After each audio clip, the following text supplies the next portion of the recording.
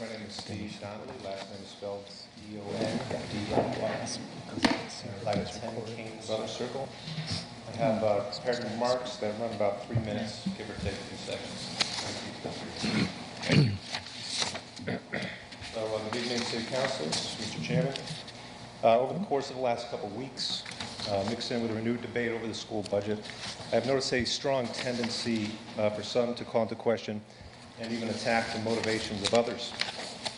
I want to point out that this kind of discourse is completely unproductive and irrelevant. This has happened on both sides of the debate. I'm not here to point fingers. But to give you an example of what I mean, some have called into question my motivation for starting Save Westfield Schools.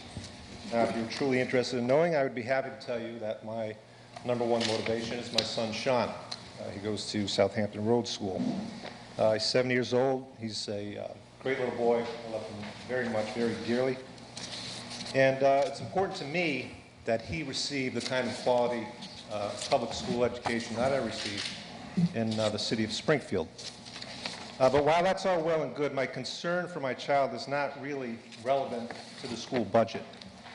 Having a child motivates me to get involved in the process, but it certainly doesn't make my arguments more valid than anyone else's. On the flip side, you can't say that my being just a parent should automatically disqualify my arguments and make them irrelevant. Now, I happen to be an officer who sits on the board of the Pioneer Valley AFL-CIO. I also run a company that builds websites for unions. Yes, I believe that unions have a positive effect on the economy. I think unions deserve a large share of the credit for building the middle class. And I think all workers should be paid well enough to get a taste of the American dream. But what I believe or don't believe about unions shouldn't disqualify my arguments.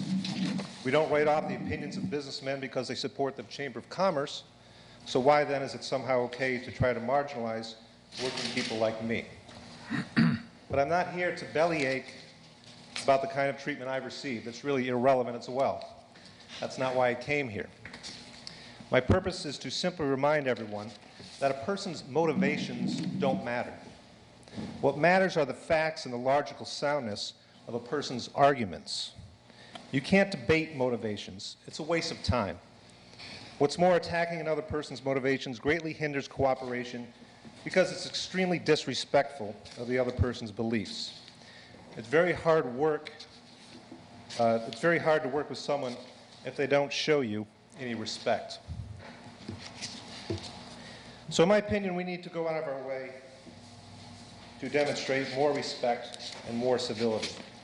Let's make a genuine effort to understand the motivations of others, especially if we disagree with them. A lot of Westfield's kids are going to be watching the many school budget debates we'll be having in the future. We should be careful to set a good example. So please, as respectfully as we can, let's determine which facts we can agree on and which we can't, and then let democracy take over from there. I think that is the best path forward to finding our way through these rocky financial times. Thank you very much for your time. Thank you very much.